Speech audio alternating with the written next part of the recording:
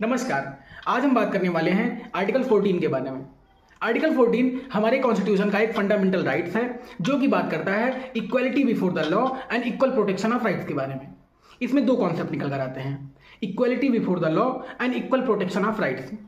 जिसमें पहला कॉन्सेप्ट यानी कि इक्वलिटी बिफोर द लॉ का मतलब यह है कि लॉ के आगे सब बराबर है, चाहे वो डीएम हो, एसडीएम हो, आईएएस हो, आईपीएस हो या फिर कोई राजनेता हो।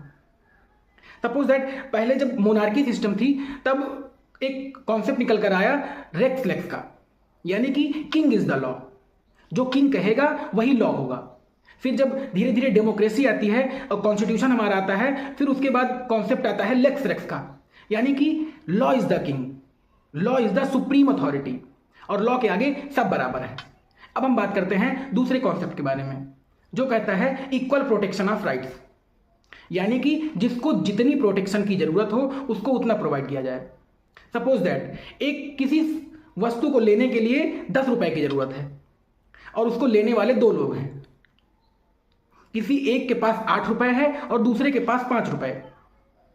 तो इक्वल प्रोटेक्शन ऑफ राइट का कॉन्सेप्ट ये कहता है कि जिसके पास 8 रुपए हैं उसको 2 रुपए का प्रोटेक्शन दिया जाए और जिसके पास 5 रुपए हैं उसको 5 रुपए का प्रोटेक्शन दिया जाए, ताकि दोनों में इक्वालिटी आ सके और दोनों लोग कैपेबल हो सके उस सामान को खरीदने के लिए जिसकी कीमत 10 रुपए है। इससे क्या होगा कि सोसाइटी में इक्वालिटी आती है। यह कहता है इक्वल प्रोटेक्शन ऑफ राइट का कॉन्सेप्ट।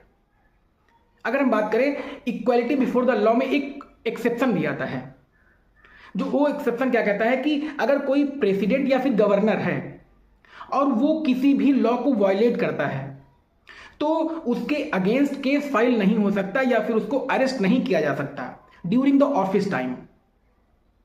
तो इस एक्सेप्शन को लेकर आपका क्या ओपिनियन है, प्लीज हमें कमेंट करके बताइए। Thank you.